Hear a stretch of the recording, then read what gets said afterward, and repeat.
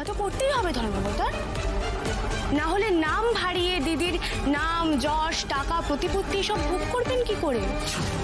তার ভুল ট্রিটমেন্ট তো করতেই হবে। আর এই ভুল ট্রিটমেন্ট করে করে তাকে প্যারালাইজড করে, তার নড়াচড়া এমনকি কথা বলার শক্তিকে কেড়ে নিয়ে একজন জড়ভরত মানুষ বানিয়ে বাঁচিয়ে রেখে দিয়েছিলেন, যাতে এই এত বড় সত্যিটা আইনের সামনে কখনোই না আসে।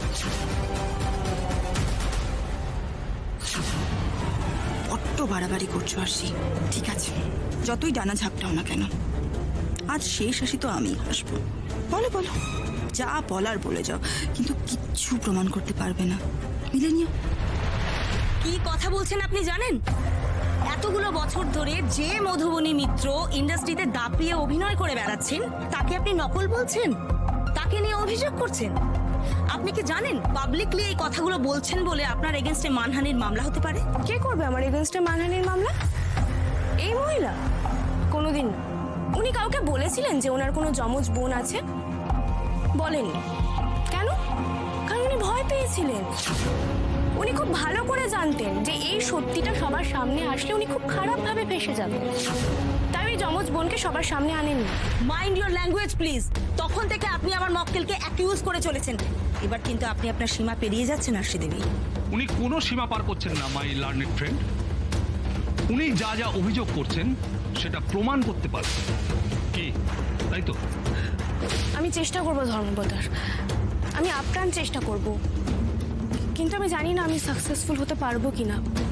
কারণ এই মহিলা তার যমজ বোনের ওপর এতটাই অত্যাচার করেছেন যে তার বাকশক্তি হারিয়ে গেছে। উনি না কথা বলতে পারেন, না কোনো ইশারা করতে পারেন।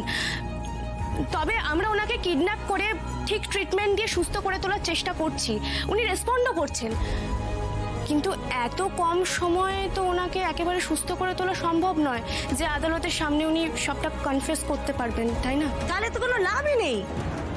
আপনি বিনা প্রমাণে আদালতে দাঁড়িয়ে জোর গলায় এসব মিথ্যে অভিযোগ করে যাচ্ছিলেন। একটাও মিথ্যে অভিযোগ নয় ধর্মাবতার।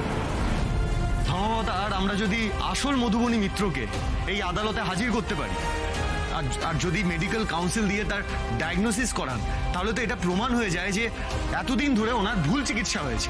আর এই আসল মধুবনী এতদিন ধরে কার তত্ত্বাবধানে ছিল? এই মহিলা। এই মহিলা জেনে বুঝে এতদিন ধরে তার ভুল চিকিৎসা করেছে ধর্মাবতার।